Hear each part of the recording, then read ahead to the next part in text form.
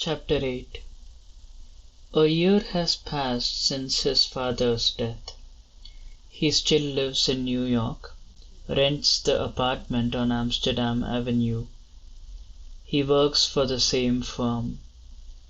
The only significant difference in his life, apart from the permanent absence of his father, is the additional absence of Maxine. At first she had been patient with him, and for a while he had allowed himself to fall back into her life, going home after work to her parents' house, to their world in which nothing had changed. Initially she had tolerated his silences at the dinner table, his indifference in bed, his need to speak to his mother and Sonia every evening, and to visit them on weekends without her. But she had not understood being excluded from the family's plans to travel to Kolkata that summer, to see their relatives and scatter Ashok's ashes in the Ganges. Quickly they began to argue about this and about other things, Maxine going so far one day as to admit that she felt jealous of his mother and sister, an accusation that struck Gogol as so absurd that he had no energy to argue any more. And so, a few months after his father's death, he stepped out of Maxine's life for good. Recently, bumping into Gerald and Lydia in a gallery, he learned of their daughter's engagement to another man. On weekends, he takes the train to Massachusetts, to the house in which his father's photograph, the one used during the funeral, hangs in a frame on the wall in the upstairs hallway. On the anniversary of his father's death, and on his father's birthday, a day they never celebrated when his father was alive, they stand together in front of the photograph and drape a garland of rose petals around the frame and anoint his father's forehead with sandalwood paste through the glass. It is the photograph, more than anything, that draws Gogol back to the house again and again. And one day, stepping out of the bathroom on his way to bed and glancing at his father's smiling face, he realizes that this is the closest thing his father has to a grave. His visits home are different now. Often it's Sonia who does the cooking.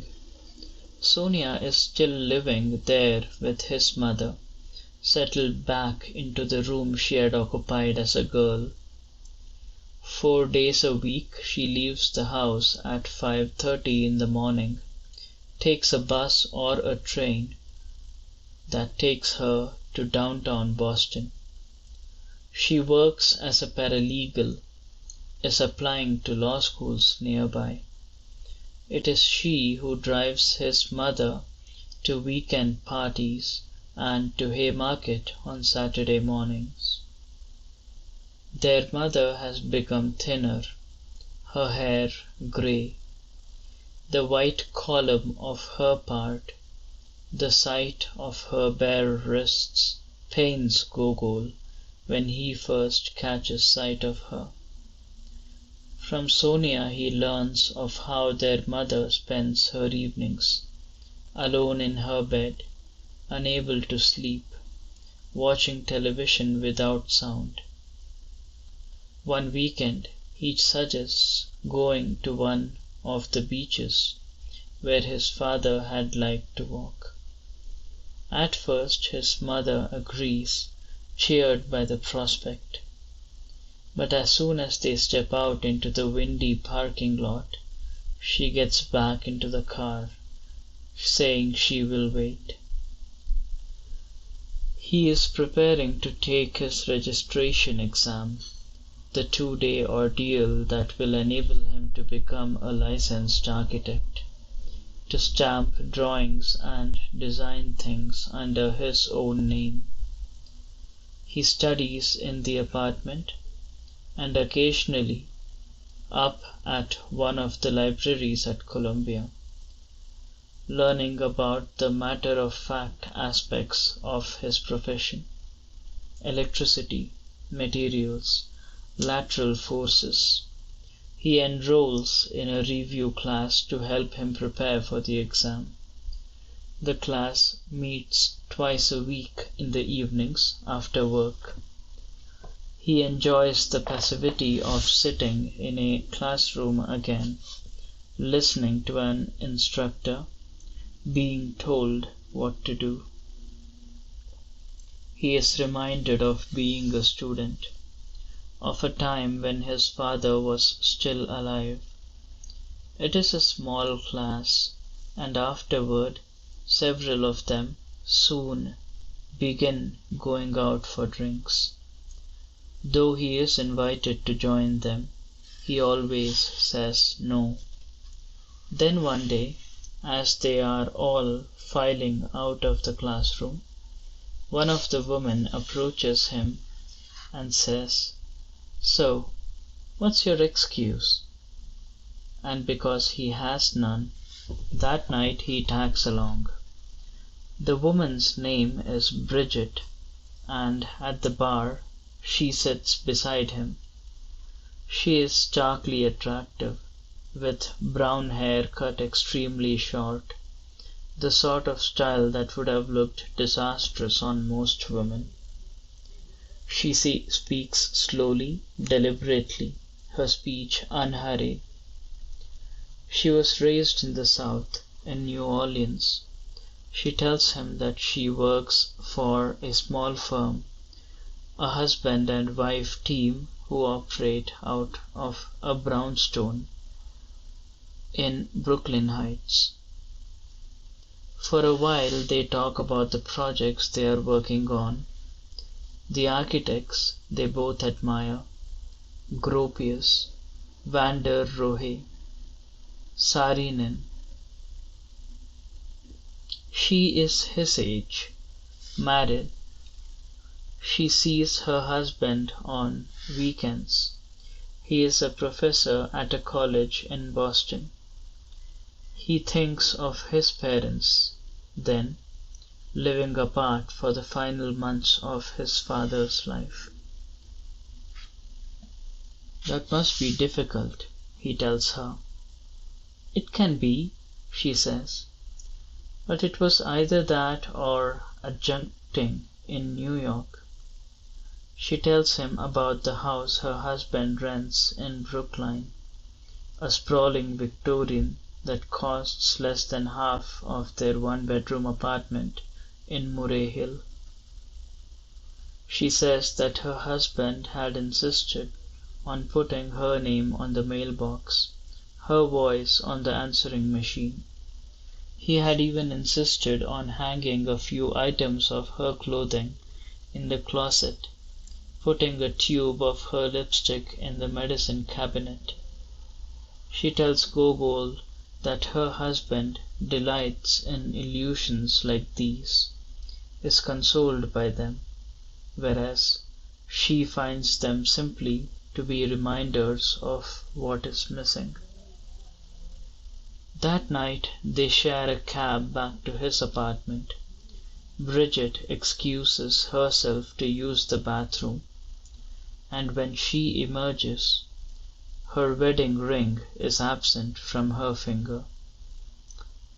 When they are together, he is ravenous. It has been a long time since he has made love, and yet he never thinks about seeing her at any other time. The day he sets out with his AIA guide to New York City to explore Roosevelt Island, it doesn't occur to him to ask her to come along. Only twice a week, the nights the review class meets, does he look forward to her company.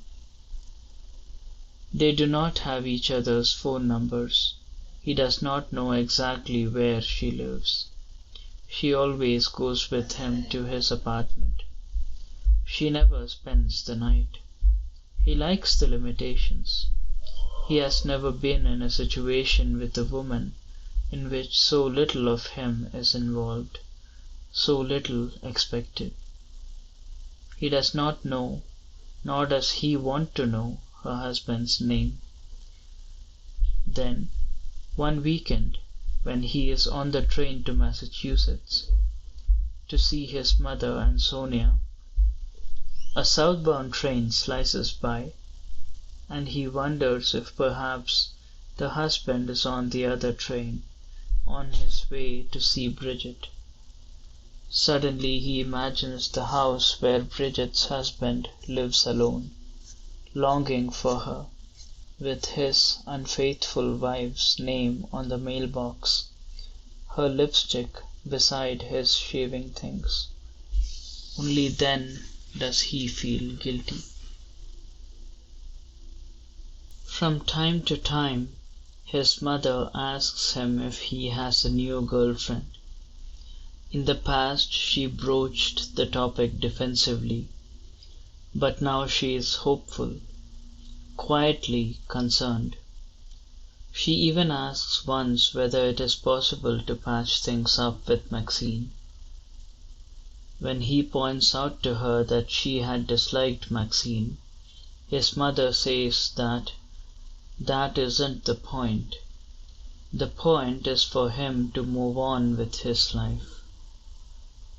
He works to remain calm during these conversations, not to accuse her of meddling, as he once would have done. When he tells her that he isn't even 30, she tells him that by that age she had already celebrated her 10th wedding anniversary. He is aware, without having to be told, that his father's death has accelerated certain expectations, that by now his mother wants him settled. The fact that he is single doesn't worry him, and yet he is conscious of the degree to which it troubles his mother. She makes a point of mentioning the engagements and weddings of the Bengali children he has grown up with in Massachusetts, and his cousins in India. She mentions grandchildren being born. One day, when he is speaking to her on the phone, she asks him if he might be willing to call someone. He had known her as a girl, his mother explains. Her name is Maushumi Mazumdar. He remembers her vaguely. She was the daughter of friends of his parents who had lived for a while in Massachusetts, then moved to New Jersey when he was in high school. She had a British accent, always with a book in her hand at parties. This is all he remembers about her, details neither appealing nor unappealing. His mother tells him that she is a year younger than he is, that she has a much younger brother, that her father is a renowned chemist with a patent to his name, that he called her mother Rina Mashi, her father Subhir Mesho. Her parents had driven up for his father's funeral, his mother says, from New Jersey, but Gogol has no memory of them there. Maushumi lives in New York City these days, is a graduate student at NYU. She was supposed to have been married a year ago, a wedding that he and his mother and Sonia had been invited to, but her fiancé, an American, had backed out of the engagement, well after the hotel had been booked, the invitations sent, the gift registry selected. Her parents are a bit worried about her. She could use a friend, his mother says. Why doesn't he give her a call? When his mother asks if he has a pen to take down the number, he lies, telling her yes, not listening as she recites it to him. He has no intention of calling Maushumi. His exam is coming up. Besides which, as much as he wants to make his mother happy, he refuses to let her set him up with someone. He refuses to go that far. The next time he is home for the weekend, his mother brings it up again, this time because he is in the same room with her. He writes down the number, still with no intention of calling. But his mother persists, reminding him, the next time they speak, that her parents had come to his father's funeral, that it was the least he could do. A cup of tea, a conversation. Did he have no time for that?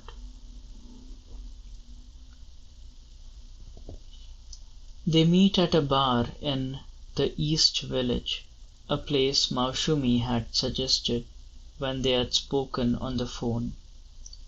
It's a small, dark, silent space, a single square room with just 3 booths against one wall. She's there, sitting at the bar, reading a paperback book, when he arrives, and when she looks up from its pages, though it is she who is waiting for him, he has the feeling that he is interrupting her. She has a slender face, pleasingly feline features, spare, straight brows. Her eyes are heavy-lidded and boldly lined on the top lids, in the manner of 1960s movie stars. Her hair is middle-parted, gathered into a chignon, and she wears stylishly narrow tortoise-shell glasses. A grey wool skirt and a thin blue sweater cling suggestively to her sides. Opaque black tights cover her calves. A collection of white shopping bags lie at the base of her stool. On the phone, he hadn't bothered to ask what she looked like, assuming he'd recognize her. But now he is no longer sure. "Maushumi?" he says, approaching her. "Hey there," she says, closing the cover of the book and kissing him casually on both sides of his face. The book has a plain ivory cover, a title written in French. Her British accent, one of the few things he clearly remembers about her, is gone. She sounds as American as he does, with the low, gravelly voice that had surprised him on the phone.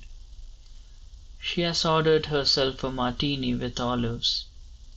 Beside it is a blue packet of Dunhills. "Nikhil," she says, as he sits down on the stool beside her and orders a single malt. "Yes?" "As opposed to Gogol." Yes, it had annoyed him, when he had called her, that she hadn't recognized him as Nikhil. This is the first time he has been out with a woman who had once known him by that other name. On the phone she had sounded guarded, faintly suspicious, as he had. The conversation had been brief and thoroughly awkward. I hope you don't mind my calling, he had begun, after explaining to her that he had changed his name. Let me check my book, she had told him when he had asked if she was free Sunday evening for a drink, and then he had listened to her footsteps clicking across a bare wooden floor. She studies him for a moment, playfully twisting her lips. As I recall, given that you are a year older than me, I was taught by my parents to call you Gogol Dada. He is aware of the bartender glancing at them briefly, assessing their potential. He can smell Maushumi's perfume, something slightly overpowering that makes him think of wet moss and prunes. The silence and the intimacy of the room disconcerts him. Let's not dwell on that. She laughs. I'll drink to that, she says, lifting her glass. I never did, of course, she adds. Did what? Call you Gogol Dada. I don't remember our ever talking, really. He sips his drink. Neither do I. So, I've never done this before, she says after a pause. She speaks matter-of-factly, but nevertheless she averts her gaze. He knows what she is referring to. In spite of this, he asks, Done what? Gone out on a blind date that's been engineered by my mom. Well, it's not a blind date, exactly, he says. No? We already know each other, in a way. She shrugs and gives a quick smile, as if she has yet to be convinced. Her teeth are crowded together, not entirely straight. I guess we do. Together they watch as the bartender puts a CD into the player mounted on the wall. Some jazz. He is thankful for the distraction. I was sorry to hear about your father, she says. Though she sounds genuinely sympathetic, he wonders whether she even remembers his father. He is tempted to ask her, but instead he nods. Thanks, he says, all he can ever think to say. How is your mother getting along? All right, I guess. Is she okay on her own? Sonia is living with her now. Oh, that's good. That must be a relief to you. She reaches for the Dunhills, opening the box and peeling back the gold foil. After offering one to him, she reaches for the book and matches that lies in an ashtray on the bar and lights a cigarette for herself. Do you guys still live in that same house I used to visit? She asks. Yeah. I remember it. Do you? I remember that the driveway was to the right of the house as you faced it. There was a flagstone path cut into the lawn. The fact that she can recall these details so precisely is at once startling and endearing to him. Wow, I'm impressed. I also remember watching lots of television in a room covered with really thick brownish gold carpeting. He groans. It still is. She apologizes for not being at the funeral. She had been in Paris at the time. It was where she had lived after graduating from Brown, she explains. Now she is a candidate for a PhD in French literature at NYU. She has been living in the city for almost 2 years. She has spent the past summer temping, working for 2 months in the business office of an expensive midtown hotel. Her job was to review and file all the exit surveys left by the guests, make copies, distribute them to the appropriate people. This simple task had taken up her day. She had been amazed by the energy people put into the surveys. They complained about the pillows being too hard or too soft, or that there wasn't enough space around the sinks for their toilet rice, or that the bed skirt had a loose thread. Most people didn't even pay for the rooms themselves. They were at conventions, everything expensed. One person had complained that an architectural print above the desk had a visible speck of dust under the glass. The anecdote amuses him. That might have been me, he speculates. She laughs. Why did you leave Paris for New York? He asks. I'd think you'd rather study French literature in France. I moved here for love, she says. Her frankness surprises him. Surely you know about my prenuptial disaster. Not really, he lies. Well, you ought to, she shakes her head. Every other Bengali living on the East Coast does. She speaks of it lightly, but he detects a bitterness in her voice. In fact, I'm pretty sure you and your family were invited to the wedding. When was the last time we saw each other? He says, in an effort to change the subject. Correct me if I'm wrong, but I think it was your high school graduation party. His mind goes back to a brightly lit space in the basement of a church his parents and their friends sometimes rented for specially large parties.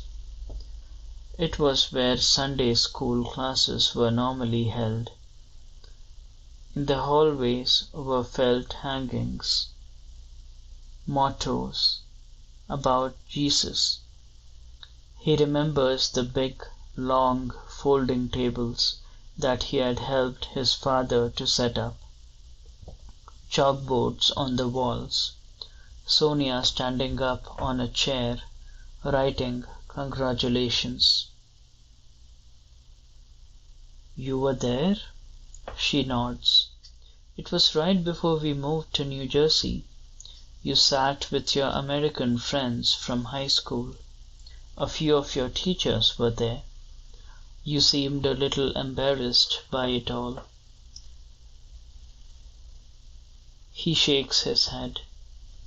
I don't remember you there. Did I speak to you? You ignored me thoroughly.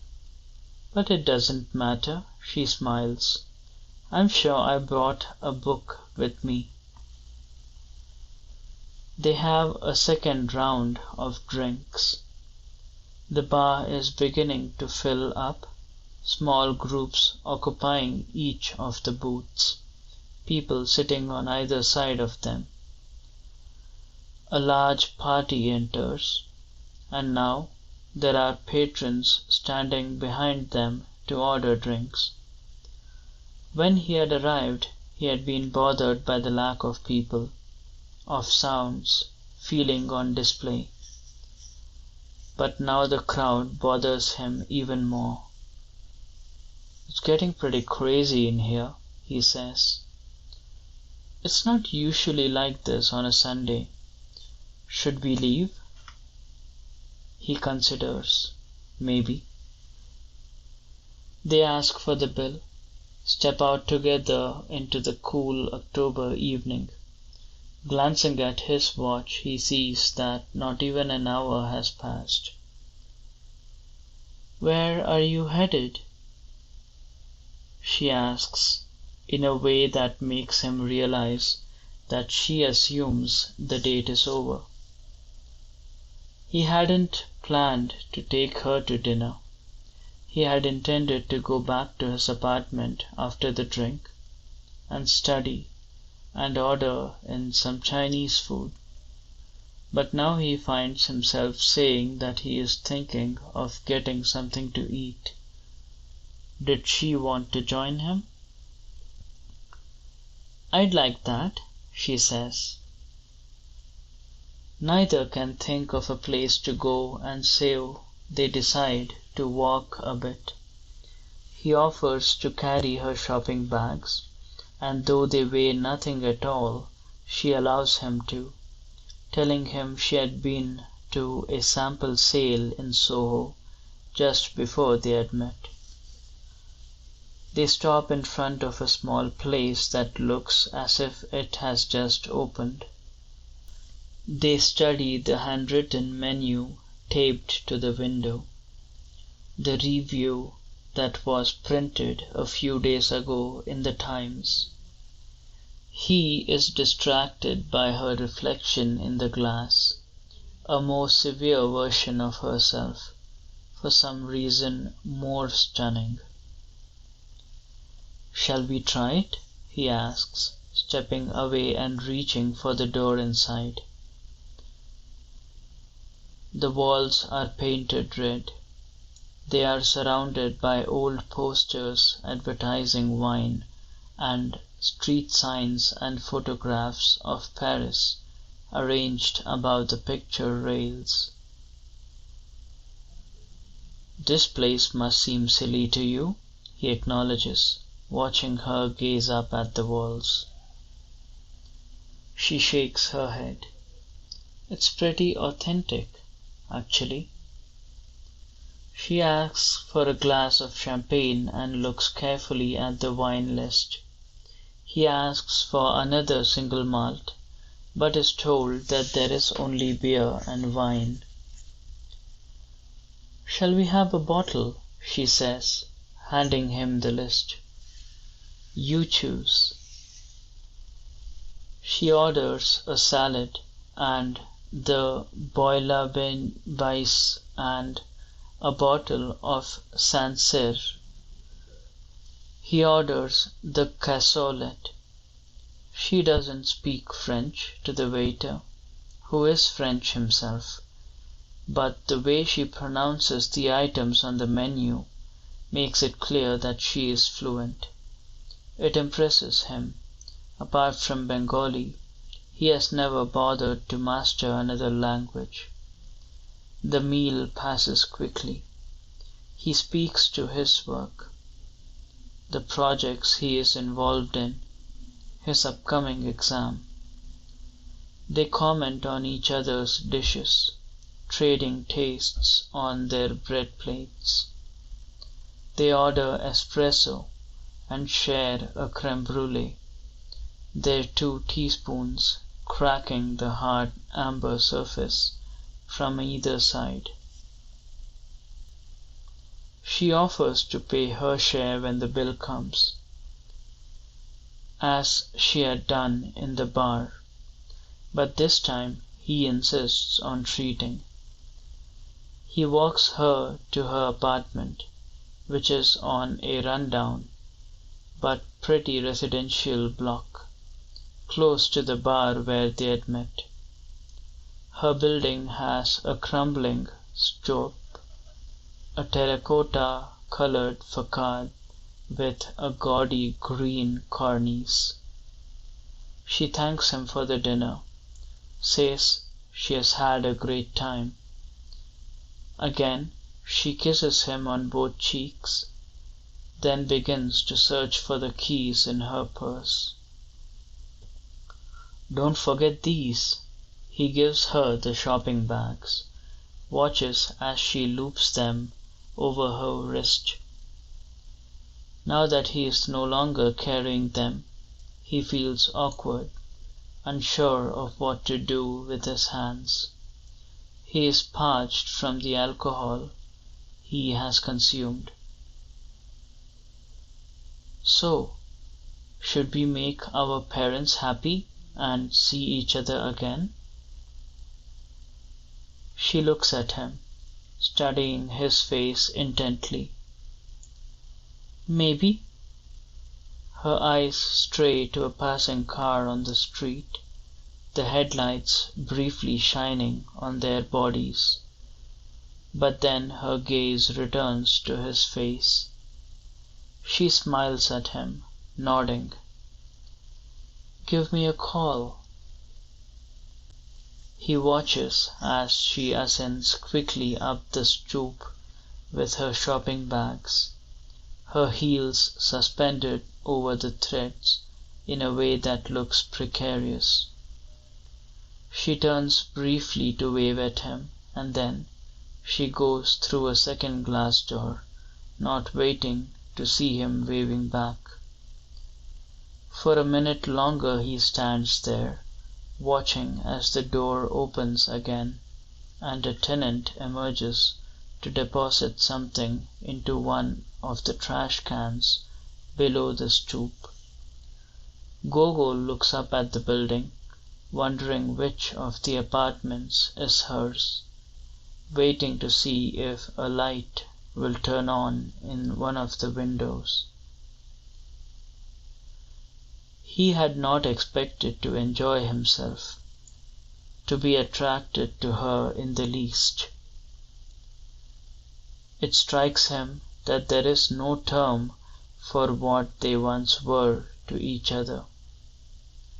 Their parents were friends, not they. She is a family acquaintance, but she is not family. Their contact, until tonight, has been artificial, imposed, something like his relationship to his cousins in India, but lacking even the justification of blood ties. Until they had met tonight, he had never seen her outside the context of family, or she his. He decides that it is her very familiarity that makes him curious about her, and as he begins to walk west, to the subway, he wonders when he might see her again. When he reaches Broadway, he changes his mind and hails a cab. The decision feels indulgent, as it is not particularly late or cold or raining, and he is in no great rush to be home. But he has the urge to be alone all of a sudden, to be thoroughly passive, to revisit the evening in solitude. The driver of the cab is a Bangladeshi. The name on the registration card pasted to the plexiglass behind the front seat says Mustafa Sayed. He is talking in Bengali on his cell phone, complaining of traffic on the FDR, of difficult passengers. As they sail uptown, past the shuttered shops and restaurants on 8th Avenue, If his parents were in the cab, they would have struck up a conversation with the driver, asking what part of Bangladesh he was from, how long he had been in this country, whether his wife and children lived here or there. Gogol sits silently, as if he were any other passenger, lost in his own thoughts, thinking of Maushumi. But as they near his apartment, he leans towards the plexiglass and says to the driver, in Bengali, "It's that one, up on the right." The driver turns around, surprised, smiling. "I didn't realize," he says. "That's okay," Gogol says, reaching for his wallet. He tips the driver excessively and steps out of the car. In the days that follow, he begins to remember things about Maushumi, images that come to him without warning while he is sitting at his desk at work, or during a meeting, or drifting off to sleep, or standing in the mornings under the shower. They are scenes he has carried within him, buried but intact, scenes he has never thought about or had reason to conjure up until now. He is grateful that his mind has retained these images of her, pleased with himself, as if he has just discovered an innate talent for a sport or a game he has never played.